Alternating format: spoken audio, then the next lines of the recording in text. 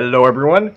Today I've got 3 exciting new horror books for you guys to check out, and it's going to feed your religious trauma and other feelings. Let me put it that way. These books are fantastic, and these are 3 I think you absolutely need to read.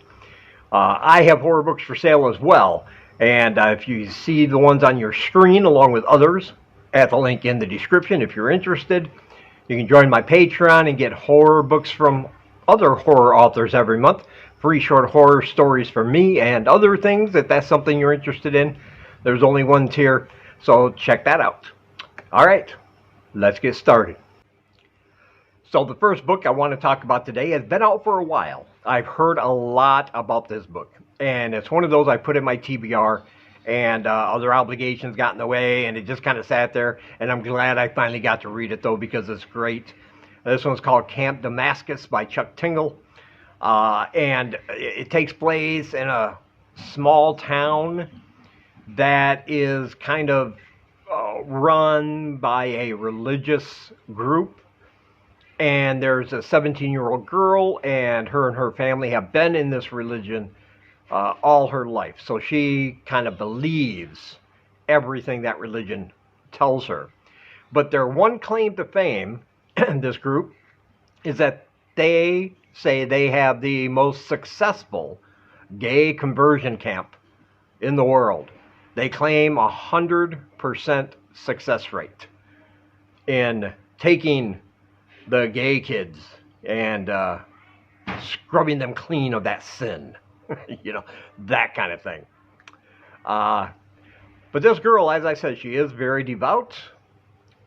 She is gay, but she denies it. She doesn't realize it because she feels certain things that are not appropriate according to her religion.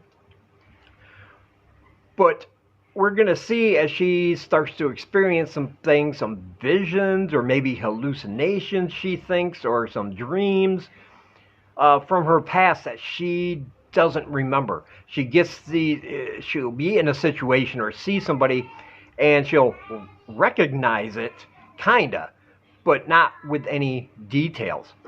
And as this book progresses, we're going to see her go from this girl denying herself who she really is. She's going to have to come face to face with the fact that what this church is telling her is not real.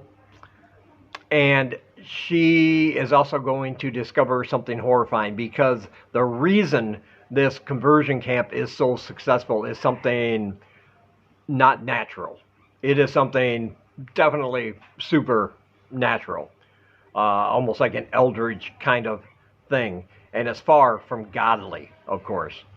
And as she's finally realizing who she is as a person and coming to terms with that, she's going to meet some people she knew in her past that she had forgotten about because of this thing that happened. And I don't want to give too much away and let you know why she's forgetting those things, but it's extremely creepy. And it just focuses on not only the true life horrors of these kinds of camps and the trauma they can give young people, but then you add that supernatural element, man, and it just takes it to a whole nother level. It makes your heart pound. It's very exciting. It's very terrifying. And this one is absolutely fantastic. I see why everybody was talking about it when it came out. Yeah, I absolutely loved it. And, of course, I highly recommend it. And there's a link in the description where you can pick up your copy. And next we have Squirming All the Way Up. The newest one from Joey Powell. And I don't know about you, but if you got a horror book and you put the word squirming in there somewhere in the title... Okay, you've already got me hooked. Like you smell what I'm cooking. All right, I'm picking up what you're laying down. That kind of thing. Put the word squirming in there and I'm hooked. And fortunately, this book surpasses what even you might think this book could be. And again, it's about a small town. And in this town, there's it's run again by a religious group, but it's more really like a cult. And this group is full of white nationalists, and they're very bigoted, of course. And it's about two brothers. One of them has stayed in that town. He's married into a family of that church, and so their whole life revolves around that church. And his brother is a freelance journalist who is known for bringing down these white nationalist groups like that.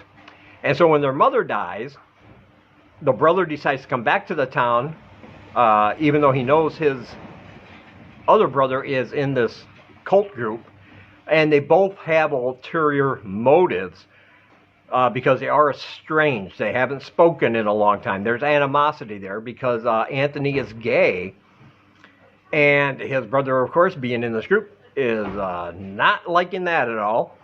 But also, when they were younger, their mother kind of left that church because they were very critical and harsh to Anthony when he came out. So she made the decision that maybe this church wasn't right for her. But according to his brother, his brother got all the attention, and it's just the whole sibling rivalry gone extreme.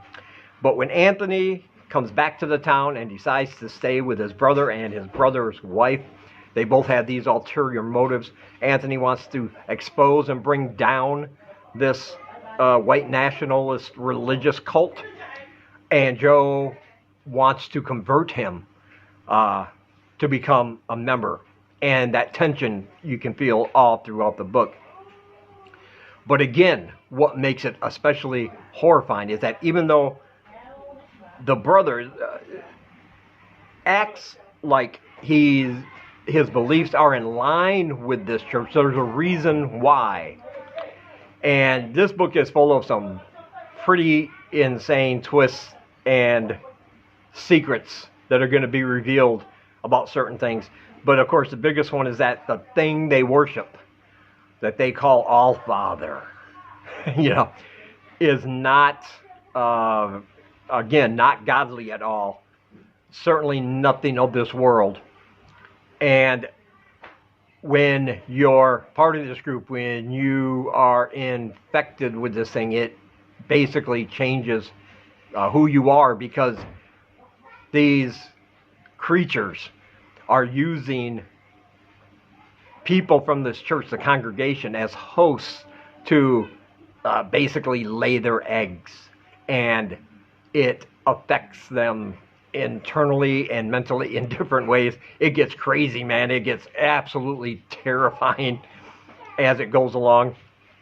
Will there be redemption for his brother?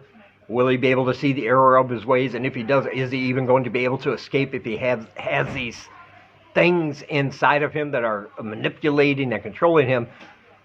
How is he going to get away from that? Or will his brother maybe succumb and become just another victim of this religious group? You're going to have to read to find out, of course. But this one is simply fantastic. It's full of action.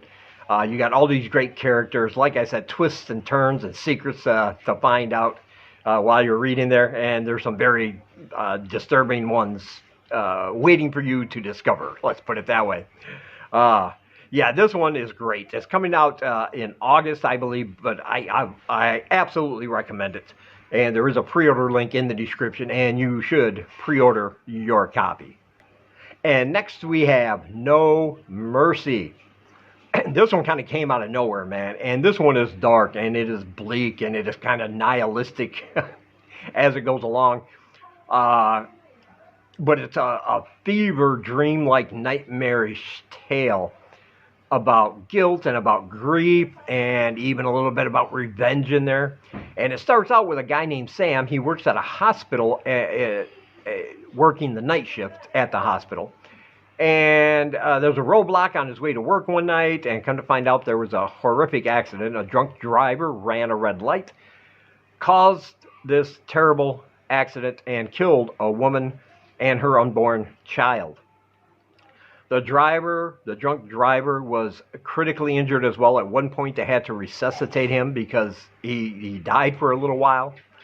And he happens to be transported to the hospital where Sam works.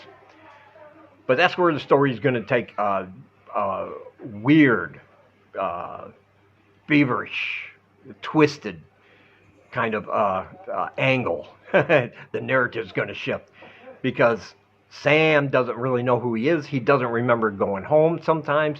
He wakes up and he's already at work in the hospital. He doesn't remember going there. He doesn't remember certain things about himself, but he seems obsessed with this room that this man is in, the drunk driver. Of course, there's police outside because as soon as he gets better, he's going to be tried for manslaughter for his actions.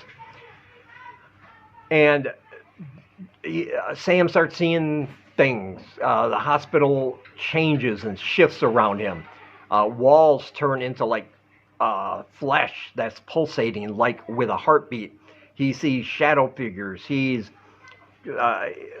a nurse on that floor that says some very cryptic things to him that he doesn't quite understand. He starts having these horrific dreams and visions about her as well.